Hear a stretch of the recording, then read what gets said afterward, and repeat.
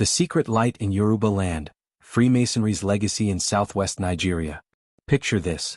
In the smoky drawing rooms of colonial Lagos and Ibadan, a handful of Yoruba elites met under the shadows of ancient symbols, compasses, squares, and mysterious aprons. What were they building? Not just buildings, but a vision. A new Yoruba society that could straddle tradition and modernity, colonial constraint and self-determination. This is not a tale of conspiracy, but of brotherhood, service, and transformation. Before we dive into the main story, like and subscribe to our YouTube channel and click on the bell notification button for more interesting video like this. A brief history, how Freemasonry came to Yoruba land. Freemasonry in Nigeria traces its formal roots to the early 20th century, under the jurisdiction of the United Grand Lodge. One of the first lodges in Yoruba territory was Lodge Yoruba, which was constituted in 1901 in Lagos. As Freemasonry spread, lodges began to form in the Yoruba hinterland. The Ibadan Lodge was consecrated on December 19, 1931. Later, in 1961, the Western Nigeria Lodge was founded in Ibadan with the explicit aim of being a mixed lodge, open to people of all races and creeds. In Abeokuta, in present-day Ogun State, the Abeokuta Lodge was consecrated in 1961, with a petition signed by 17 members, including a very prominent Yoruba king. Impact and influence. What did Freemasonry do for Yoruba development? Freemasonry in the Yoruba Southwest was not just a social club. Over time, its lodges contributed to charity, education, and community development in significant ways. Philanthropy and social welfare. The District Grand Lodge of Nigeria has supported healthcare, education, and welfare projects across the country. For instance, Masonic lodges donated medical equipment to underserved communities, supported scholarship programs, and assisted with social welfare initiatives for widows and vulnerable groups.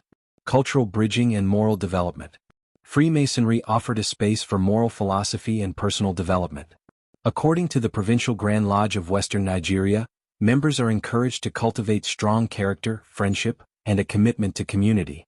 This resonated strongly in the Yoruba context, where traditional values of communal responsibility, respect, and leadership were already important. Institution building.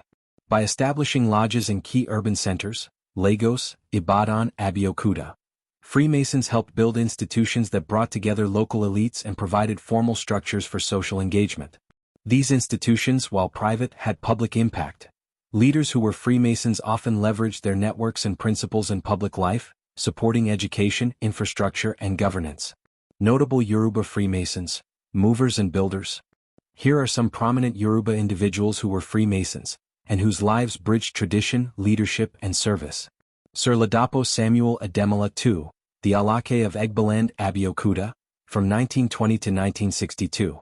He was among the founding members of the Abeokuta. His reign was significant for stability, modernization, and education in Egbaland.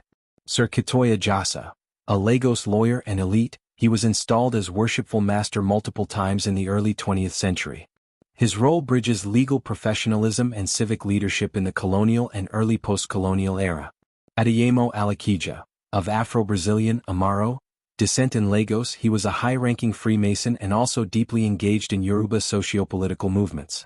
He contributed significantly to the Egbe Omo Oduduwa and later the Action Group, both critical to Yoruba nationalism and political development. Freemasonry in the Yoruba Southwest played a quiet but potent role in shaping leadership, civic engagement, and moral imagination.